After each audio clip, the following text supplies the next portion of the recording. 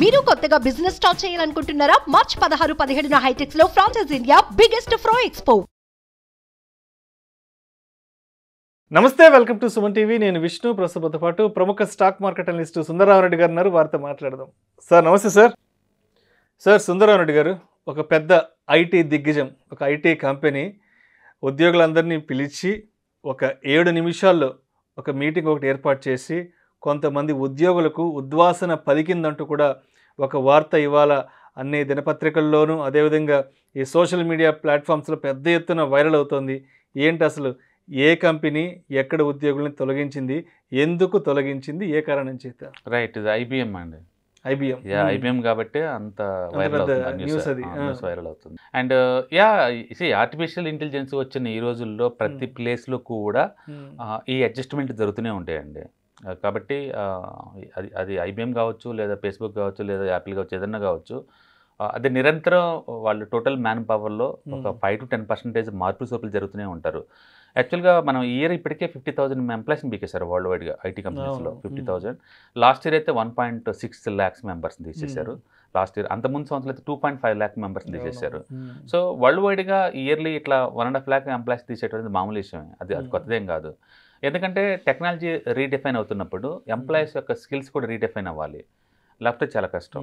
Okay, అందుకని మారుతున్న life style తగ్గట్టు, మారుతున్న జాబులకు తగ్గట్టు మన స్కిల్ అప్డేట్ అవ్వకపోతే మన జాబ్ అడ్వర్ట్ అయిపోద్దండి కంప్లీట్గా. అండ్ ఐ థింక్ 1998లో అనుకుంటున్నాను నేను చదివింది ఆ book. Yes, who moved my cheese అని. నేను 1998లో చదివింది. అప్పట్లో చాలా పాపులర్ బుక్ అది, హూ మూవ్డ్ మై చీజ్. అంటే ఆ ఫ్యూచర్లో లైఫ్ స్టైల్స్ ఎలా మారబోతున్నాయి, దానికి తగ్గట్టు నువ్వు స్కిల్స్ కనుక అడ్జస్ట్ కనుక చేయకపోతే మీ జాబులు ఎవరో ఒకరు తీసుకెళ్ళిపోతారని చెప్పేసి లిటరల్ మీనింగ్ అనమాట అది. ఓకే, 1990లో వెరీ పాపులర్. డెఫినెట్గా. అందుకని చేంజ్ అనేది మ్యాండేటరీ అండి. మనం హౌ టు చేంజ్ అనమాట. అది ఆ చేంజ్ ఆలోచన మనకు అంటే నిరంతరం సొసైటీలో మార్పులు సోర్పులు జరుగుతూ ఉంటాయి.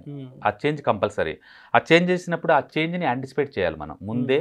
పలాంటి చేంజెస్ రాబోతున్నాయి, అది నా స్కిల్ కనుక నేను దాన్ని తగ్గట్టు అప్డేట్ చేయకపోతే నా జాబ్ ఊడిపోయే ఛాన్స్ ఉందని చెప్పేసి మనం ముందే ప్రేట్ చేయగలగాలి. కాబట్టి చేంజ్ ఏదైనా ఉంటే దాన్ని ముందే యాక్సెప్ట్ చేసుకుంటూ ఆ చేంజ్ని మానిటర్ చేసుకుంటూ ఉండాలి. ఆ చేంజ్ ఎలా జరగబోతుంది, అది నేను ఎలా ఎఫెక్ట్ కాబోతున్నాను అనేది.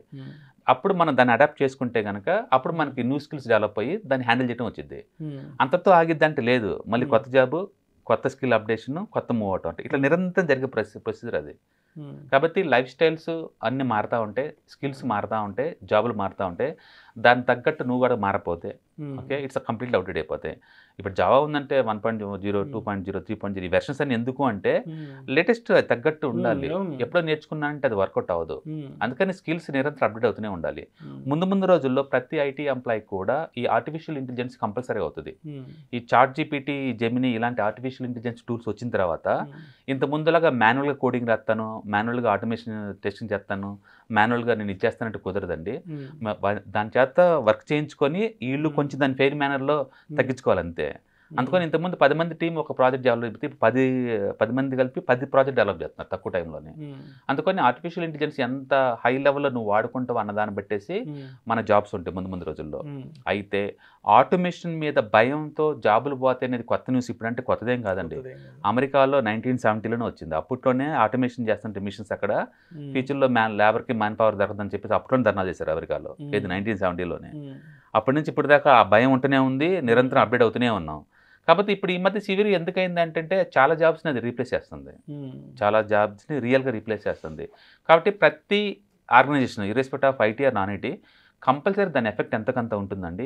ఇప్పుడు ఐబీఎంలో మనకు క్లియర్గా చెప్పారు, వాళ్ళు మార్కెటింగ్ డిపార్ట్మెంట్లో జాబులు బీకేశారు, రెండోది కమ్యూనికేషన్ డిపార్ట్మెంట్లో జాబులు బీకేశారు. ఎందుకంటే ఆ పని మిషన్ చేస్తున్నాయి. టోటల్ ఎంటైర్ ఐబీఎంలోనే 30% మ్యాన్ పవర్ నెక్స్ట్ 5 years కల్లా ఆర్టిఫిషియల్ ఇంటెలిజెన్స్ వాడుతుంటున్నారు వాళ్ళు క్లియర్గా. కాబట్టి జాబ్స్ ముందు రోజు ఇట్స్ వెరీ ఛాలెంజింగ్, అందులో డౌట్ లేదు. దాని అర్థం జాబ్లు ఇమీడియట్గా పోతేనే కాదు, నువ్వు కనుక అప్డేట్ కాకపోతే నిజంగా ఏదో రోజు పోతుంది జాబ్స్. అందుకని టీసీఎస్లో మొన్న 6 lakh ఎంప్లాయీస్ అందరు కూడా ఈ ఆర్టిఫిషియల్ ఇంటెలిజెన్స్లో వాళ్ళందరూ ట్రైనింగ్ తీసుకుంటున్నారు. ఎంప్లాయీస్ అంటే వాళ్ళు రెడీ అవుతున్నారు. మైక్రోసాఫ్ట్ వాళ్ళు కూడా ఈ మధ్య ముందుకు వచ్చారు ట్రైనింగ్ ఇవ్వడానికి. అవును, కంపల్సరీ. అది నెసరీ అవుతుంది. అది నువ్వు వాడలేదు అనుకుని ఎనగడిపోతారు, కాంపిటీషన్ తట్టుకోలేరు. ఇవాళ రేపట్లో ప్రతి కంపెనీస్ కూడా ఏంటంటే తక్కువ ఇన్వెస్ట్మెంట్ తోటి ఎక్కువ ప్రాఫిట్ జనరేట్ చేయాలి, లేకపోతే నిలబడవి. అది జనరేట్ చేయాలంటే నువ్వు లేటెస్ట్ మెథడ్స్ అడాప్ట్ చేయాలి. ఇప్పుడు ఓల్డ్ మెథడ్స్ అడాప్ట్ చేస్తామంటే కుదరదు కదా. అందుకని లేటెస్ట్ టెక్నాలజీ ఎవరైతే అప్డేట్ చేసుకుంటున్నారో వాళ్ళకైతే జాబ్స్ ఎప్పుడు ఉంటాయండి, బట్ ఎప్పుడైతే అప్డేట్ చేసుకోలేదు కంప్లీట్లీ అప్డేట్ అయిపోతాయి. ఇప్పటికే మనం చూసాం కదా, సెక్యూరిటీ ఇంతకుముందు తలుపులు ఓపెన్ చేసి వెల్కమ్ చెప్తారు, ఇప్పుడు ఆటోమేషన్ అయిపోయినాయి, ఎవరు లేరు అక్కడ, జస్ట్ మనం వెళ్ళంగానే సెన్సార్ వెళ్ళిపోతుంది. డోర్ క్లోజ్ అయిపోతుంది. లిఫ్ట్ బాయ్స్ ఉన్నారు, జాబ్స్ అని వెళ్ళిపోయినాయి లిఫ్ట్ బాయ్స్.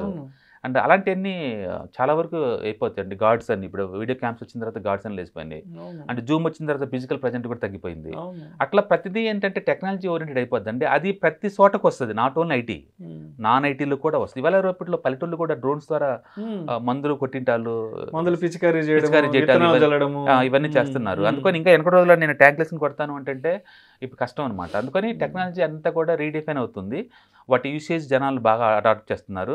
కాబట్టి ఓల్డ్ స్కిల్ ఉన్నోళ్ళు న్యూ స్కిల్కి అప్డేట్ చేయకపోతే కనుక మీ జాబ్లు పడతాయి అంతే. అందుకని ఇంకోసారి బుక్ చదివి హూ మూడ్ మై చీజ్ అని, ఇట్స్ ఎక్సలెంట్ బుక్. 1998 వాళ్ళు ప్రింట్ చేశాడు, ఫ్యూచర్లో ఇలా జరగబోతుందని చెప్పేసి. It's good book. సో అందుకని చేంజ్ అనేది మ్యాండేటరీ. అండ్ ఆ చేంజ్కి మనం భయపడి దూరంగా ఉండే బదులు ఆ చేంజ్ అడాప్ట్ చేసేసి మన కొత్త రిక్వైర్మెంట్ తగ్గట్టు మనం మారితే కనుక మన జాబ్స్ ఎక్కడికి పోవు. నిరంతరం ఆ మానిటర్ నిరంతరం అప్డేట్ అవుతూనే ఉండాలి. అందుకని ఇప్పుడు 1940లో నేను డిగ్రీ చేశాను అంటే ఈ స్కిల్ ఇప్పుడు పనికిరాదండి. ఈవెన్ లాసే అప్డేట్ అవుతుంటాయి, పాత లాస్ పనికిరావు. నిరంతరం మెడికల్ కావచ్చు, లా కావచ్చు, నిరంతరం మారిపోతా ఉంటాయి. ఐటీ కూడా అంతే కదా, ఐటీ ఇంకా చాలా ఫాస్ట్గా చేంజ్ అవుతూ ఉంటుంది కదా. అందుకని సొసైటీ నిరంతరం మారుతూ ఉంటుంది. ఎవరైతే స్కిల్స్ తక్కువ ఉన్నాయో వాళ్ళు మాత్రం ఫైర్ అవుతుంటారు, అందరేం కాదండి, అందరేం కాదు, కొంత ఫైర్ అవుతుంటారు. ఈ మధ్య అది కొంచెం అగ్రెసివ్గా ఉంది. ఇంత ముందులాగా ఎంప్లాయీకి మధ్య అటాచ్మెంట్ తోటి వాళ్ళకి కొంత టైం ఇచ్చేసేవాళ్ళు. ఇప్పుడు 5 నిమిషాల మీటింగ్లు 10 నిమిషాల మీటింగ్లు పెట్టేసుకొని ఫైర్ అంతే. అది మరి దారుణం. అప్పుడు దాకా ఉన్న అటాచ్మెంట్స్, హ్యూమన్స్ ఏంటంటే ఈజీగా అటాచ్మెంట్ పెంచుకుంటారు 1 వీక్ 10 డేస్కి. అట్లాంటిది ఇయర్లీ కొద్ది ఒకే ప్లేస్లో ఉన్నప్పుడు సడన్గా రేపు నుంచి రావద్దు ఆఫీస్కి, 2 నెలల పేమెంట్ తీసుకుని వెళ్ళిపోండి అని చెప్తే పెయిన్ వేరే లెవెల్లో ఉంటుంది.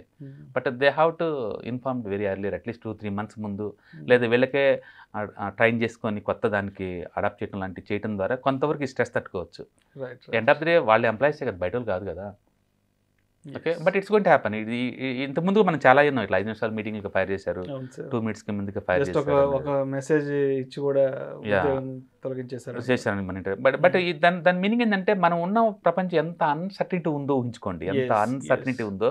మనమేమో ఈ జాబులు మంచి ఎంఎన్సీల జాబ్ కదా అని చెప్పేసి లోన్ తీసుకొని ఇల్లు కొంటాం, కార్లు కొంటాం, వీటిని బిల్డప్ చేసుకొని మన బోల్డ్ లోన్ తీసుకుంటాం. తీరా చూస్తే జాబ్ గ్యారెంటీ లేనప్పుడు వీటన్నిటికీ ఎలా ఇస్తారు అంటే అంత అన్సర్టనిటీ వరల్డ్లో మనం సెటిల్మెంట్ కోసం ట్రై చేస్తున్నాం. అందుకని యూనిట్ ప్యాసివ్ ఇన్కమ్ కంపల్సరిగా, యాక్టివ్ ఉన్నా లేకపోయినా ఎంతో కొంత యాక్టివ్ ఇన్కమ్ ఉన్నంత కాలం దాన్ని ప్యాసివ్ ఇన్కమ్లో మార్చుకుంటే కొంతవరకు ఇలాంటి హ్యాండిల్ చేయడం ఈజీ అనమాట. అందుకని ఈ పర్సనల్ ఫైనాన్స్ ఉండాలి. ఇది not only just finance, life style management అనమాట. ఇది లైఫ్ స్టైల్ స్మూత్గా మేనేజ్ అవ్వాలంటే ఈ ప్యాసివ్ ఇన్కమ్ కంపల్సరీ చేసుకోవాలి. ఎందుకంటే ఎవరికైనా రావచ్చు ఈ పొజిషన్. ఇవాళ ఐబీఎంకి వచ్చింది, రేపు టీచర్స్కే వస్తుంది. ఎందుకంటే end of the day work లేదనుకోండి, స్కిల్ అడాప్ట్ లేటెస్ట్ తగ్గట్టు స్కిల్ లేదనుకోండి, ఫైర్ చేస్తారు వాళ్ళు, ఎవరైనా ఫైర్ చేస్తారు. You need alert, you need update always. Thank you sir. Right. Suman టీవీలో మీ పర్సనల్ అండ్ బిజినెస్ ప్రమోషన్స్ కోసం కింది నెంబర్కి కాంటాక్ట్ చేయండి.